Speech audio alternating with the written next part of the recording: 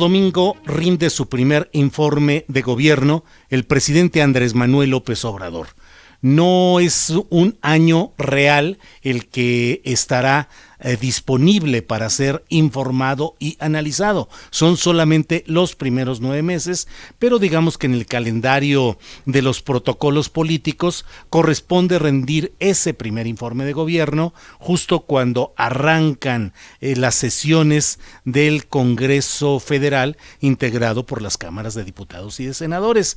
¿Qué ha hecho el presidente López Obrador en este tramo? Pero sobre todo, ¿qué es lo positivo y lo negativo que encontramos en este lapso? Para eso he pedido a 8 voces muy valiosas y muy capacitadas para analizar los diferentes aspectos de esta vida política nacional, que nos den en pocos minutos esta síntesis de lo que consideran lo positivo y lo negativo de este primer tramo del presidente López Obrador.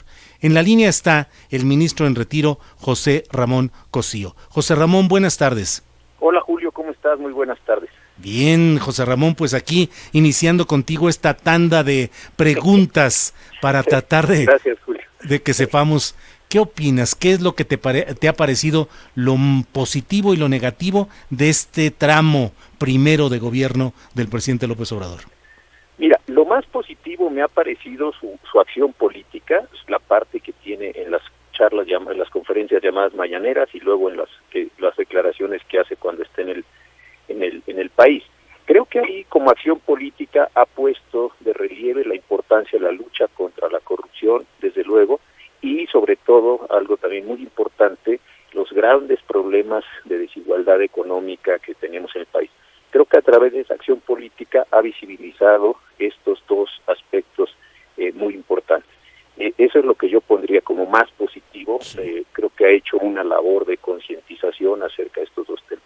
Lo que veo negativo es que la acción administrativa del presidente de la República la encuentro muy errática. La encuentro errática en términos de seguridad pública, en términos de salud y en algunas otras actividades.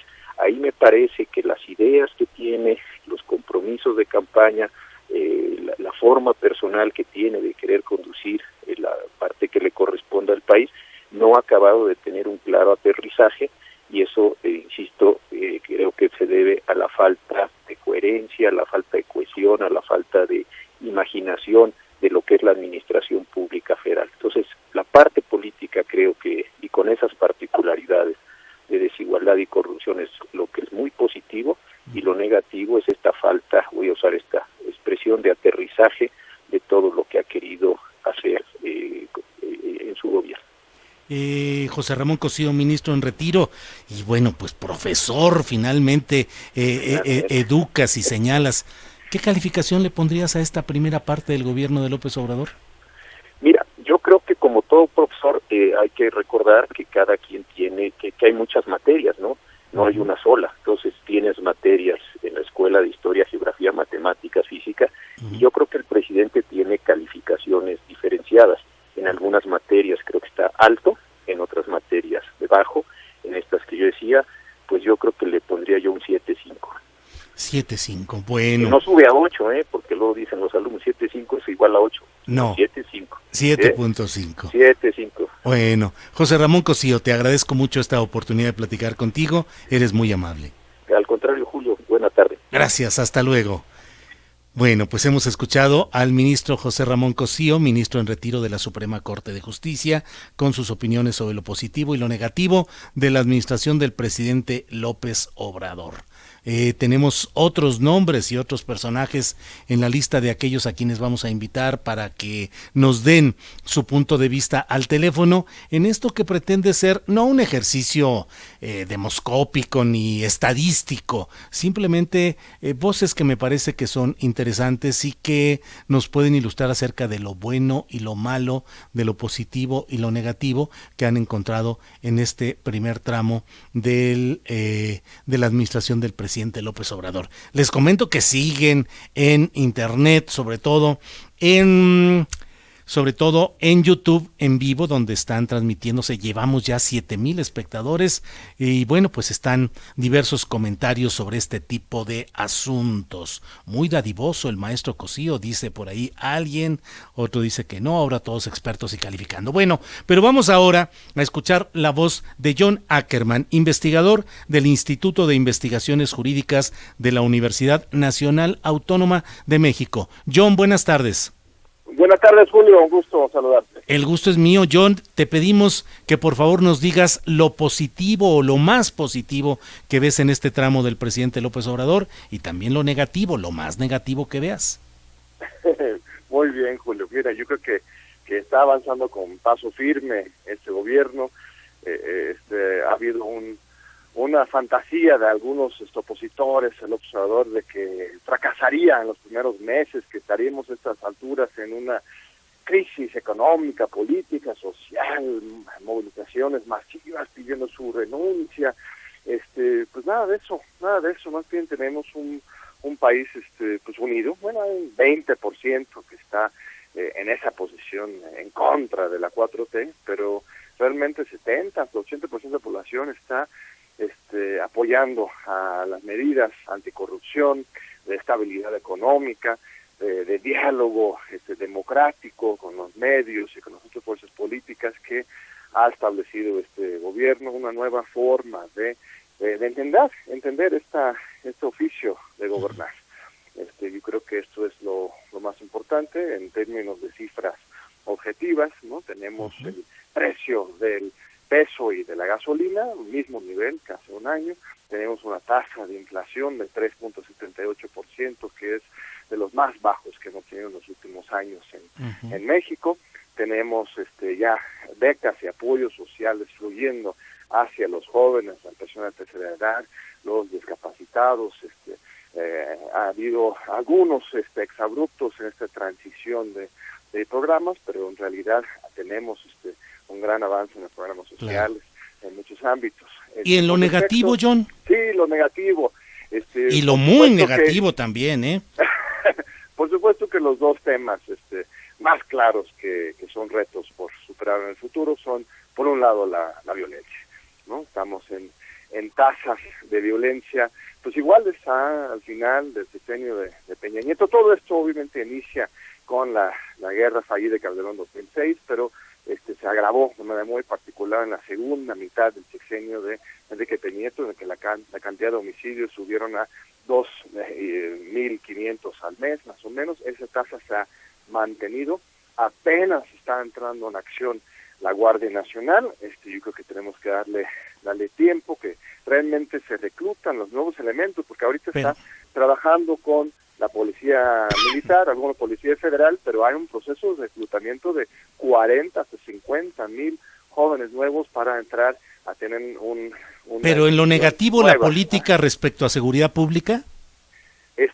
Mira, yo estoy de acuerdo con el nuevo enfoque de seguridad pública. Pero te pido que me digas lo negativo. Sí, no, lo negativo es que no ha dado resultados todavía, evidentemente. Tenemos las mismas cifras que antes.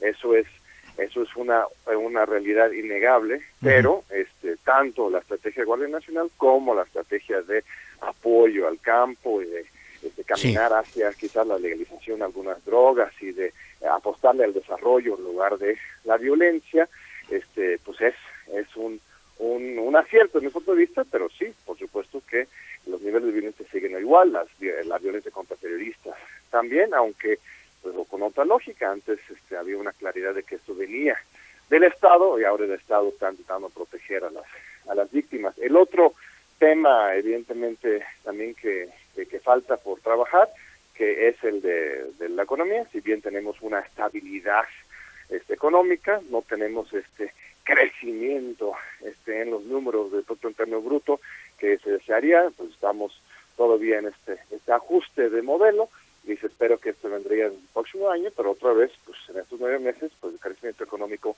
pues no ha sido lo ideal, desde luego. Bien.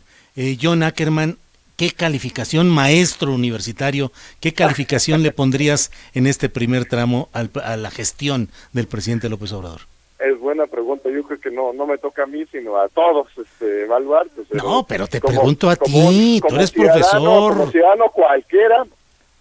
ciudadano cualquiera, yo le pondría pues un 9, desde luego. Ajá. ¿Un 9? Sí. Un 9, bueno, está muy bien. Bueno, pues John Ackerman, muchas gracias por esta oportunidad de tener tu opinión en estas breves evaluaciones que queremos hacer rumbo al informe del presidente López Obrador. Gracias, John Ackerman. Gracias a ti, Julio, por abrir este espacio para el debate, la discusión, como siempre. Gracias, John. Hasta luego. Bien, vamos ahora con Luis Hernández Navarro. Él es el coordinador de opinión de la jornada, un periodista respetable y a quien yo en lo particular respeto también mucho. Luis Hernández Navarro. Luis, buenas tardes. Buenas tardes, Julio. Muchas gracias por tu invitación. Gracias, Luis. Al contrario, estamos aquí tratando de establecer lo positivo y lo negativo de este primer tramo del presidente López Obrador. ¿Qué ves tú en lo positivo? ¿Qué ves en lo negativo? Mira, yo veo 4 puntos. Quisiera organizarlo de esta manera. Primero, estamos en una situación en donde lo nuevo no termina todavía de nacer y lo viejo no termina todavía de morir. Luis, perdón, se escucha muy mal. ¿Nos permites que te hagamos de nuevo la llamada para ver si se mejora la calidad? Sí. Bueno, ya estamos ahí. Bueno, pues aquí sigue, ya vieron ustedes, el ministro en retiro, José Ramón Cosío, nos dice que él deja un 7.5 al presidente López Obrador y el investigador, el profesor John Ackerman, nos habla de que él pondría un 9. Ya está en la línea Luis Hernández Navarro. Luis, perdón.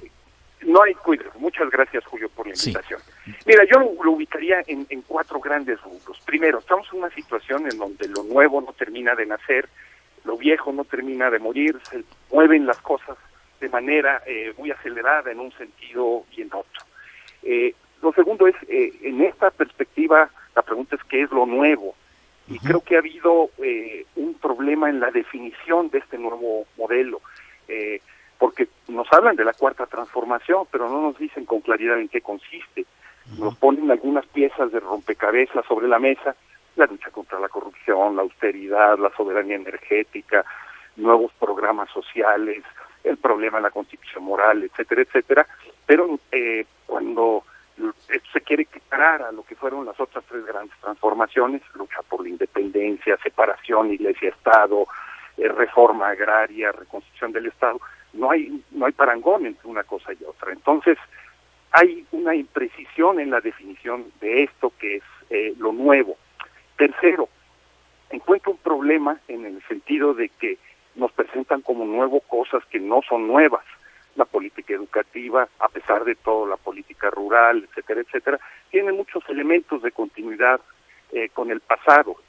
Y cuarto asunto, en lo que nos presentan como nuevo hay graves problemas de implementación de estas políticas. Hemos hablado ya de el desastre que fue el programa de ayuda de fertilizantes en Guerrero, pero esto se presenta una y otra vez en todas las áreas. ¿Qué quiero decir entonces con esto? Que hay un grave problema de indefinición del nuevo gobierno. Nos dicen que ya no somos un país neoliberal y sin embargo los rasgos generales del neoliberalismo se mantienen: libre comercio, autonomía del Banco de México, defensa de las finanzas sanas como lo dicen, etcétera, etcétera. Hay subsidios focalizados. Ahí no hay un cambio significativo. Seguimos siendo en lo fundamental un país neoliberal. Nos dicen que se está formando un nuevo régimen, pero si un régimen son sus instituciones y sus leyes, pues hay una continuidad básica entre las instituciones del pasado y las leyes. Entonces, para poder evaluar, pues tendríamos que tener mucho más claridad qué es lo que pretenden, y creo que el grave problema es que eso no se ha definido con claridad. Luis, estamos preguntando también en este ejercicio, pues si fueras profesor, ¿qué calificación le darías a este primer tramo del gobierno del presidente López Obrador?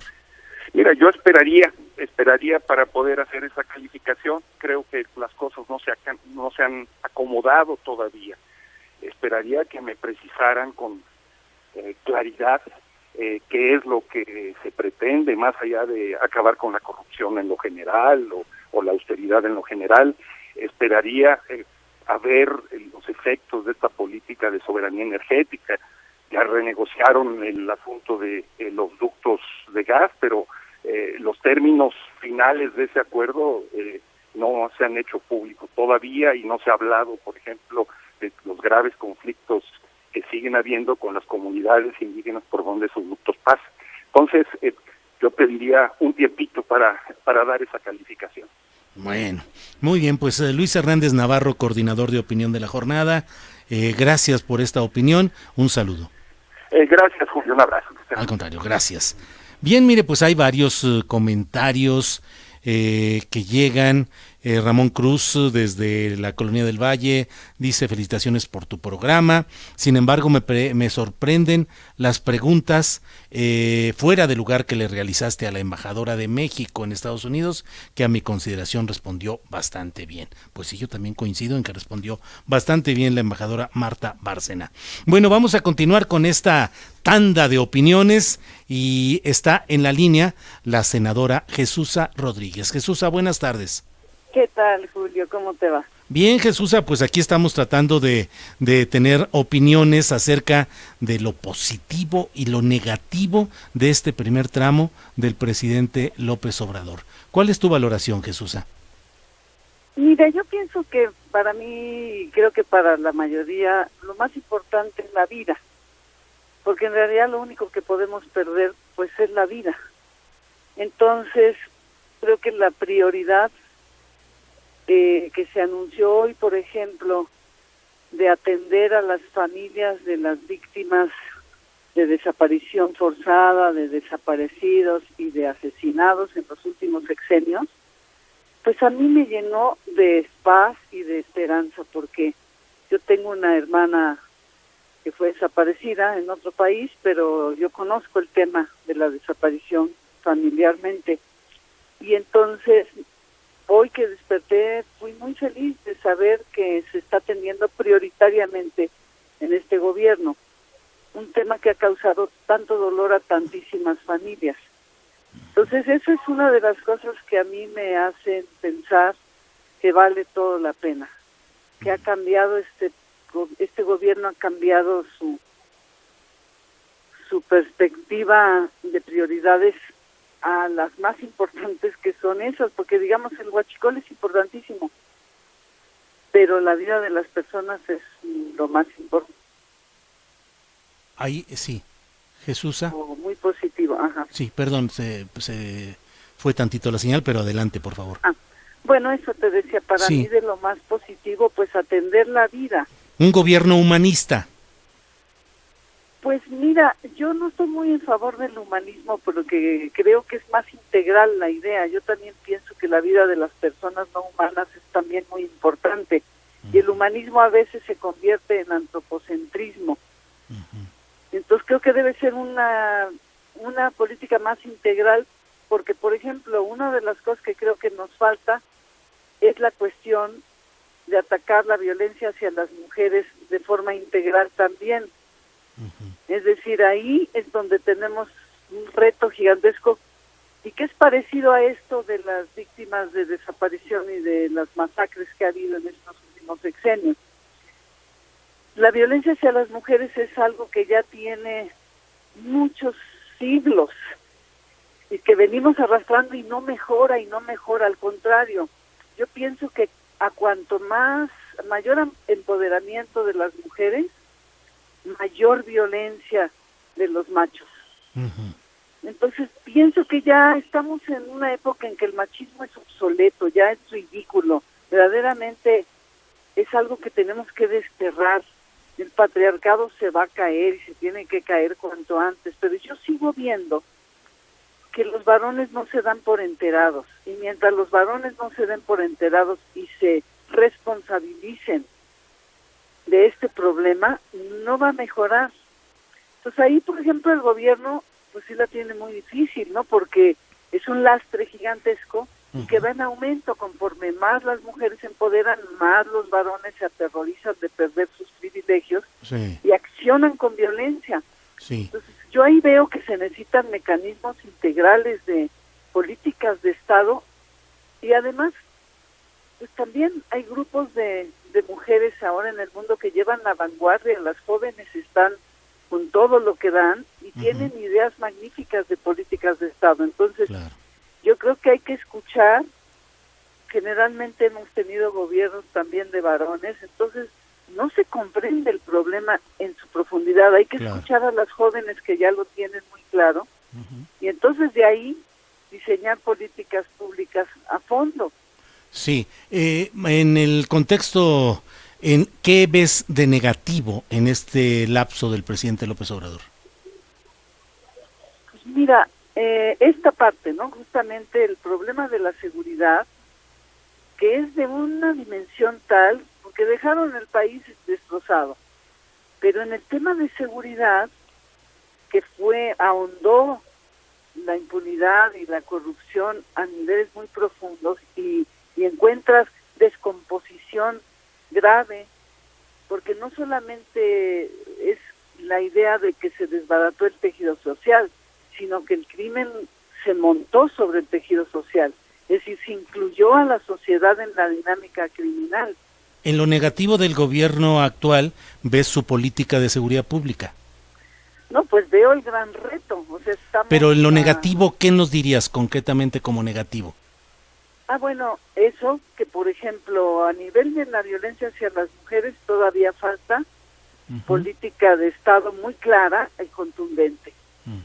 Y a nivel de, digamos, el despliegue de la Guardia Nacional que ha comenzado, creo que, por ejemplo, tiene que haber también diseños muy estratégicos asociados con la ciencia para poder ubicar dónde se tiene que atacar la inseguridad, porque eso se puede hacer también con la ayuda de técnicas científicas que te señalen exactamente hacia dónde debe desplegarse la guardia. Todo eso creo que apenas se está construyendo, es decir, es incipiente.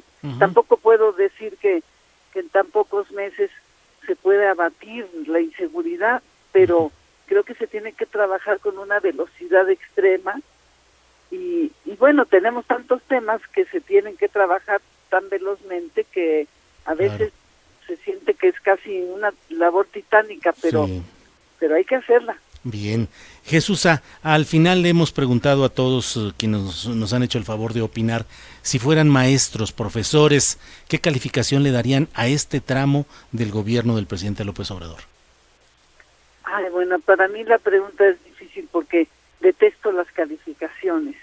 O sea, no me parece que es una manera de señalar o de poder realmente evaluar un trabajo. A mí lo que más me importa es tener 10 en intención, en eficacia, poder entrarle con toda tu alma. Mira, tener personas decentes en el gobierno, que no las teníamos, que muchas de nosotros quizás nunca hemos hecho de funcionarios o no conocemos ciertas cuestiones burocráticas, pero que el corazón está todo lo que da.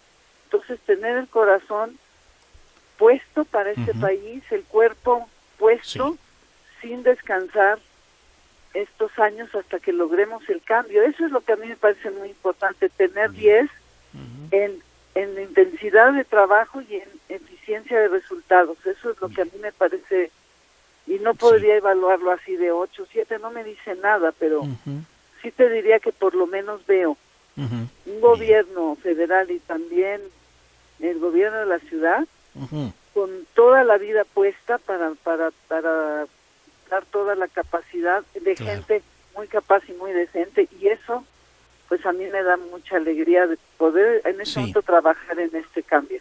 Muy bien, pues senadora Jesús Rodríguez, muchas gracias por esta oportunidad de hablar. Gracias, Jesús. Al contrario, gracias, Julio. Al contrario, Jesús. Hasta luego. Bien, vamos a hacer una pausa comercial y volvemos con más opiniones sobre este tema.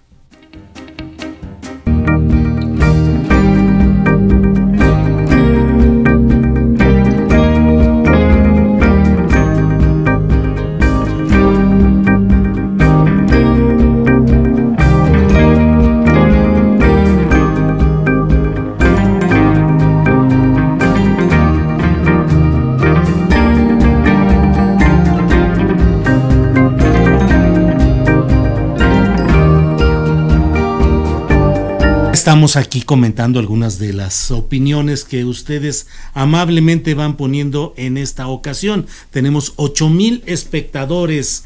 Si Jesús no quiere poner una calificación que sea propositiva y concreta, dice Frida Beatriz.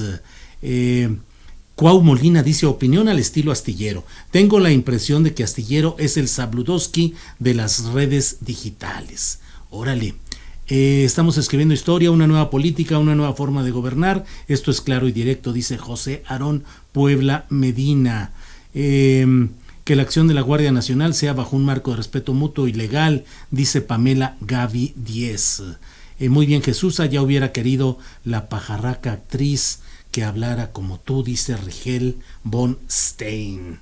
Pues hay muchos comentarios, siempre son bienvenidos y sirven porque nos demuestran pues que tenemos interés en comentar, en analizar, en debatir, que eso siempre será importante. Durante mucho tiempo estuvo pues en pausa o abatida esa predisposición a la crítica por muchas razones estructurales que nos llevaría un rato abordarlas ahora, pero bueno, leo todo esto, escucho calificaciones críticas, dice Inés Soto, cómo ha trabajado en tan poco tiempo es de 1000, ahora si volteamos a ver la inseguridad, todo llega a la gran corrupción arraigada hasta la médula. 100 de calificación y mención honorífica le da Marta Zamora. A veces eres un poco amargator, pero tampoco es para tanto, dice Venora 19. Efraín Max Melo Loyo pregunta: ¿no va a haber cubilete? Hola, un saludo y mi reconocimiento a tu objetividad, mi buen astillero. Soy de Ixcuatlán del Café Veracruz. No va a haber cubilete. Hoy lo que hicimos fue tener estas opiniones porque el próximo domingo se rinde el primer informe del presidente López Obrador y quisimos aprovechar este espacio para comentar todo este tipo de cosas. Muchos comentarios, muchos relacionados con Jesusa. Don Julio, ¿qué te hace enojar? Me dice JB Direct. Pues la verdad es que nada, pero vamos a reanudar la tanda de comentarios. Ya volvemos.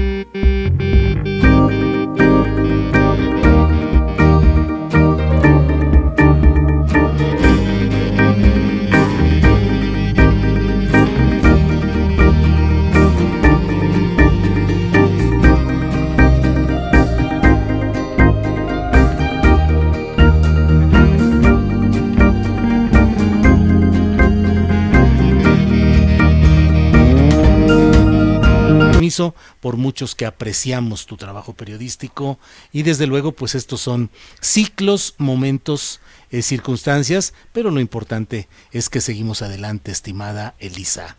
Así es, querido Julio, te agradezco muchísimo tus palabras, las de tantas personas también que han escrito. Algunos están ahorita contestando, otros no dará tiempo, ¿verdad? También hay que trabajar, hay que seguirle, sí. Pero agradezco muchísimo, de verdad, valoro mucho tus palabras. Bueno, pues Elisa, estamos preguntando qué es lo que se ve de positivo y qué de negativo en este primer tramo del presidente López Obrador, por favor. Julio, yo creo que antes que nada, no necesariamente como parte de las acciones de gobierno, pero sí de las circunstancias en las que estamos, creo que algo muy positivo y que no podemos perder de vista es que se fueron los que antes estaban gobernando.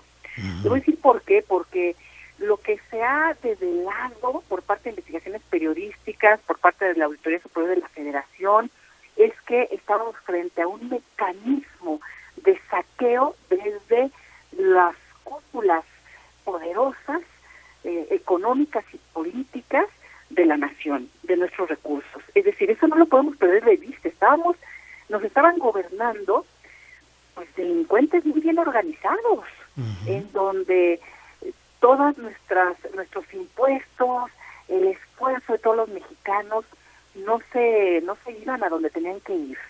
Y vemos ahí una fuga de recursos públicos impresionante con la estafa maestra, Odebrecht y tantos otros mecanismos que fueron saliendo y seguramente saldrán más. Entonces me parece que eso ya es un gran cambio, el decir que tenemos a un gobierno en que por lo pronto dice nosotros vamos con todo contra la corrupción. Entonces, bueno, me parece esto que es un gran avance. El día de hoy, pues hay acciones muy importantes también en el tema de la desaparición forzada, toda esta tragedia humanitaria. Creo que eso ha sido muy importante en el gobierno de Andrés Manuel. Ha volteado a ver a las familias, a ese México desgarrado desde lo más profundo, que es la pérdida de seres queridos, esta tragedia humanitaria, en donde al parecer con este gobierno por lo menos vamos a empezar a contarnos qué es lo que nos ha sucedido en todos estos años. Entonces eso me parece importantísimo. Y por supuesto el voltear a ver a los más, a las personas que viven en condición de pobreza. Y no es poca cosa, porque estamos hablando que más de la mitad de los mexicanos, de las mexicanas viven en esta condición. Entonces, y no es de dientes para afuera, porque sabemos que ha recorrido el país Andrés Manuel y que ha estado cerca de estas personas y de esta gente que no ha sido escuchada, que ha sido abandonada, en donde la desigualdad es lacerante en nuestro país, Julio. Pues sí. ¿En lo negativo?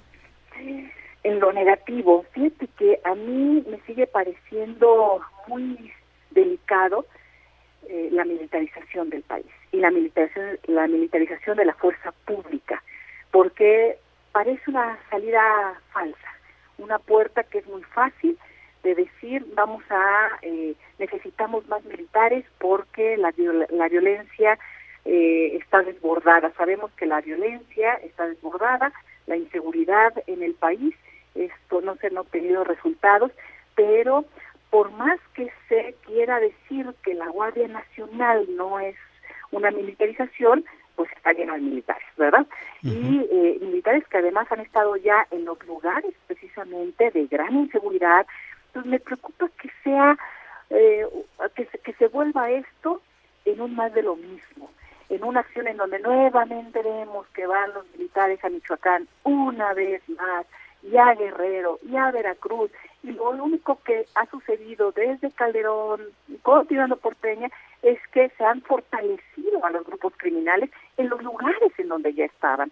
Entonces me parece que sí se requiere también en esa área hacer una rendición de cuentas, un corte de caja para que también los militares entren a esta transparencia y rendición de cuentas necesaria en cualquier democracia y en fin, bueno, creo que esto es todavía muy pronto para ser evaluado, pero es indispensable que además se atengan a lo que la Constitución indica, ¿no? Y no se vayan por la libre como ya lo han hecho otros gobiernos, claro. ¿Verdad?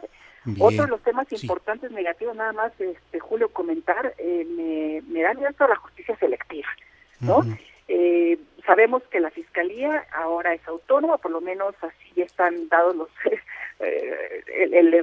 el andamiaje jurídico para que lo sea, pero también hay acciones muy importantes dentro del Ejecutivo Federal, por ejemplo, de la Unidad de Inteligencia Financiera de Hacienda, etcétera, que creo que están haciendo una buena labor, pero hay algunos signos ahí preocupantes, por ejemplo, como en el caso exactamente de la estafa maestra, de lo que platicábamos, en donde el día en que encarcelan a Rosario Robles, le abren las puertas a José Antonio Mir en Palacio Nacional. Entonces, este mecanismo del cual hablaba al principio, este sistema de corrupción es mucho más complejo y en su caso Rosario Robles era una pieza de un entramado gigante. Entonces creo que aquí tenemos que tener mucho cuidado en estos temas. Bien. Por último, Elisa, si tuvieras que ponerle calificación del 1 al 10 a este tramo del presidente López Obrador, ¿qué calificación le pondrías? Ay, Julio, a ver, así de plano. Oh. Bueno, mira, yo ahorita me iría con un 7-7 uh-huh. Y en una de esas, en buena conducta, sube a 8. Bueno. Bueno, el 7-7 en una de esas sube. Bueno. En una de esas, ¿verdad? Lo redondeamos, ¿eh? Muy bien. Bueno, pues Elisa, muchas gracias y nos vemos el próximo lunes. Nos vemos el lunes por allá. Así es, muchas gracias. Un abrazo. Igual, hasta luego. Vamos ahora con Claudia Villegas, ella es directora de la revista Fortuna. Claudia, buenas tardes. Buenas tardes, Julio. Un saludo respetuoso a tu auditorio. Gracias, Claudia. Estamos preguntando por lo positivo y lo negativo que encontramos en este primer tramo del presidente López Obrador. Por favor, tu opinión. Pues hice aquí la tarea, Julio, Órale. lo positivo y lo negativo. Lo positivo me gustaría comenzar compartiéndoles rápidamente una anécdota. Cuando estábamos previo a las elecciones, un grupo de periodistas con un grupo de banqueros, y por primera vez escuché a un banquero decir, estamos cansados de la corrupción y creemos que Andrés Manuel puede ser una buena opción. A mí me quedó claro que algo estaba cambiando entre el sector empresarial, de los negocios, veían inminente el triunfo de Andrés Manuel López Obrador. Y ahí me parece que hubo algo positivo para el país, estructural. En ese momento, Julio, el combate a la corrupción se convirtió pues en una gran bandera. México está en el lugar 27 de percepción de corrupción de 32 países. Y la OCDE nos sigue calificando todavía como uno de los países más corruptos. Pero en lo positivo es que el riesgo país, de nuestro país, y poco se ha dicho, ahora está en 194 puntos base. Esto más allá del tipo de cambio, del tema que tiene que ver con la economía de Estados Unidos, es muy importante, porque la percepción de riesgo de este país está de verdad cayendo y está mejorando por este tema de combate a la corrupción.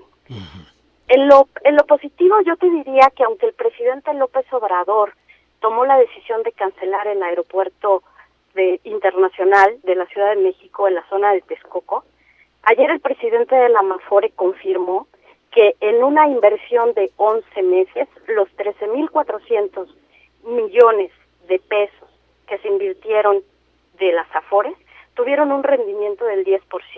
En otras palabras, el Estado de Derecho se ha criticado mucho que no se está respetando, pero aquí hay un ejemplo de cómo había condiciones para respetar el Estado de Derecho y se hizo 10% de 13,400 en un año. Se modificó también, por ejemplo, la Ley General de Bienes Nacionales para proteger las playas. Esto fue algo muy importante y tiene que ver con esta concepción de que los bienes nacionales son de todos.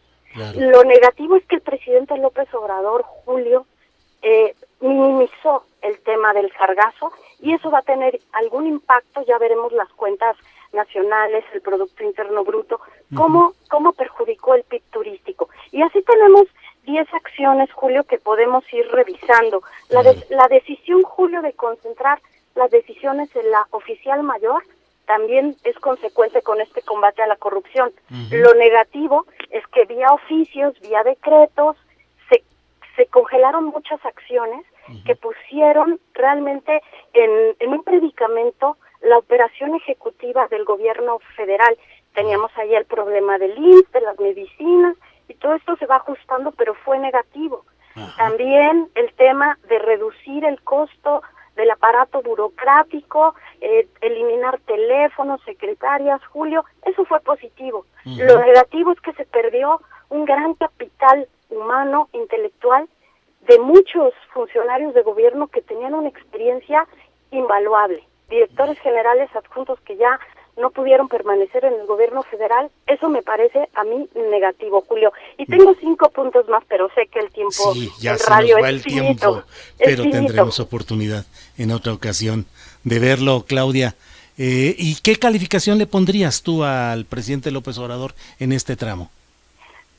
Fíjate que yo también coincidiría con Elisa y con Luis Hernández. Hace falta que le dé consistencia a las políticas públicas, al diseño, a la ejecución, a la implementación. Nos hace falta transparencia y yo también creo que entre 7 y 7.5, pero que pueden mejorar y que tiene potencial. Bueno, Claudia Villegas, muchas gracias por esta oportunidad de contar con tu opinión. Gracias. Muchas Claudia. Gracias, Julio. Al contrario. Vamos a una pausa comercial y ya volvemos. La vida en el planeta está en peligro. Tenemos Multilínea, poco tiempo para revertir los efectos del cambio climático. La esperanza sigue en pie porque hay quienes hacen la diferencia. Creemos en la innovación en tecnología de empaque, invirtiendo desde hace más de una década en la investigación y uso de nuevos materiales. En el próximo mes de octubre lanzaremos aquí en México, a nivel de lanzamiento global, el primer empaque 100% compostable. El pan Bimbo Vital será pionero en el uso de esta nueva tecnología.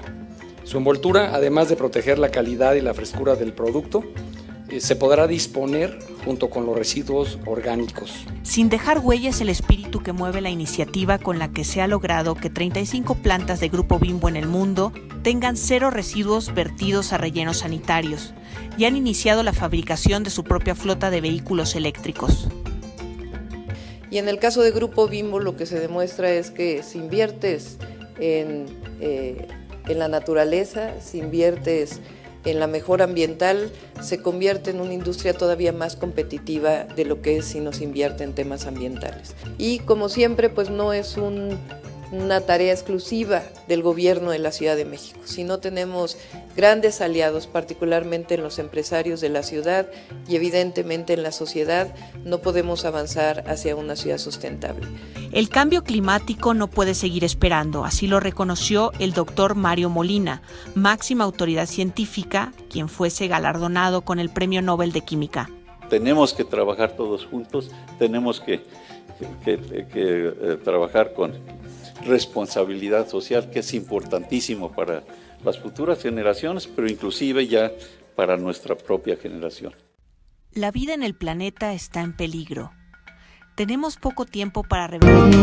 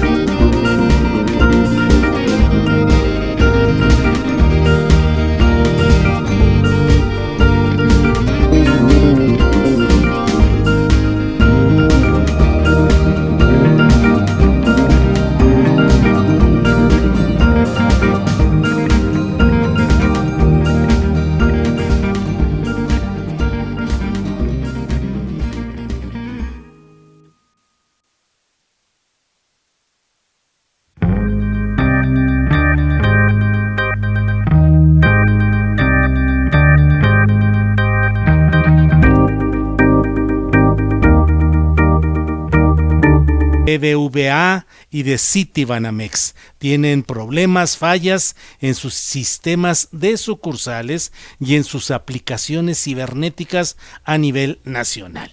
Bueno, retomemos el tema de la valoración, la opinión sobre positivos y negativos de este tramo del presidente López Obrador. Está en la línea Carlos Vilalta, quien es miembro del Sistema Nacional de Investigadores. Carlos, buenas tardes. Hola Julio, buenas tardes, ¿cómo estás? Bien, Carlos, pues aquí preguntando ¿qué ves de lo positivo, qué ves en lo negativo de este tramo del presidente de la República? Mira, como sabes, mi área de especialización es la seguridad pública, sí, entonces te puedo platicar y darte estos puntos positivos y negativos de este sector de política, ¿no? Creo que vale la pena que la audiencia sepa cuál es exactamente la Estrategia Nacional de Seguridad Pública para evitar algunas especulaciones u opiniones que no están informadas. Uh-huh. Si tú delineas la Estrategia Nacional de Seguridad Pública en lo que va de este primer año, tenemos lo que se llamarían los documentos oficiales y tendríamos lo que llamaríamos los hechos oficiales. En los documentos oficiales, el Plan Nacional de Desarrollo delineó en su momento 2 estrategias específicas para el área de seguridad pública. Primero, un nuevo modelo policial y segundo, un área muy amplia llamada prevención del delito. ¿Cuáles son los hechos? Los hechos es que las políticas, digamos, estratégicas que van en el curso, lo que se ha venido desarrollando, sí es una multitud de políticas, pero que están siendo inefectivas o están siendo muy incompletas o insuficientes. Por un lado, tenemos la Guardia Nacional, que en realidad en justicia deberíamos decir que su evaluación realmente tendría que esperar un poquito más de estos 9-10 meses que llevamos del sexenio, pero para efectos de prevenir violencia homicida, como tú sabes, y lo tenemos en todos los medios y tenemos datos e indicadores, pues no ha tenido ningún efecto por el momento en prevenir esa violencia homicida. El otro punto, por ejemplo, el nuevo modelo policial nacional ya salió publicado, pero este modelo policial está enfrentando problemas de reclutamiento, básicamente por motivos de exámenes, sueldos, gente que no se quiere, obviamente, no quiere ingresar a la corporación por el tema propiamente de la violencia. Una mala noticia, si te puedo decir, es que los exámenes de admisión pues han bajado en sus estándares para efectos de entrar a la policía. Ahora ya se aplican en menos de 2 días, los 5 exámenes que eran polígrafo o detector de mentiras, el socioeconómico, toxicológico, médico y psicológico, se hacen de forma express.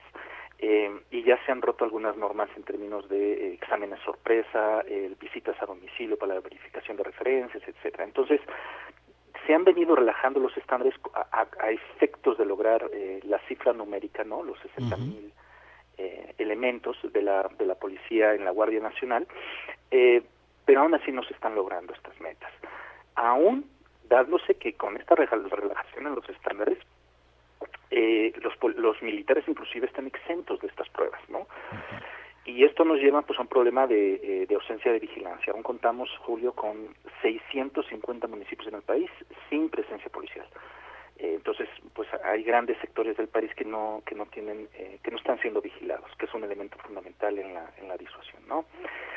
Otra política de hechos oficiales, pues es el tema de la regularización, de la marihuana. Está pendiente, está en la mesa. También no conocemos los efectos que pueden tener esta regularización. Tenemos sobre la mesa el tema de la ley de amnistía, que también está pendiente. Tengo entendido que ya está por enviarse, pero ya hay una fuerte discusión por parte de la sociedad civil al respecto. Sobre un programa nacional de prevención del delito, lo seguimos esperando. Apenas inició este mes el proceso de consulta para la elaboración de los programas de seguridad y protección ciudadana. Entonces, no hay visos y no sabemos si existirá como tal un programa nacional de prevención. Al respecto, por ejemplo, también de la atención a las causas, bueno, ya conoces el programa Estrella de Jóvenes Construyendo el Futuro. Sí. Está en cuestionamiento, Julio, a razón de un estudio reciente de la sociedad civil que indica varias anomalías, aunque la Secretaría del Trabajo ya respondió. Claro. Y sobre el tema finalmente de dignificación de cárceles, que es algo que traíamos desde ya varios sexenios, pues tampoco hay visos al respecto. Entonces, hay mucho trabajo pendiente. No me parece favorable el trabajo hasta el momento. Muy rápidamente te doy el balance. La tendencia criminal sigue aumentando durante el encargo. Las masacres prosiguen. También prosigue básicamente un estado de indefensión, pérdida en el monopolio en el uso de la fuerza, hay linchamientos, autodefensas, disputa por el territorio. Entonces, este año, Julio, en el sector de seguridad pública no ha sido un buen año. Bueno, ¿qué calificación le pones a este tramo? Fíjate que he estado escuchando que a todos los invitados les estás preguntando lo anterior e inclusive estás pidiendo puntajes. Yo voy a evitarme el puntaje, lo voy a dejar en una dicotomía de aprobado o reprobado, y lamentablemente, vistos los hechos, la calificación es reprobatoria.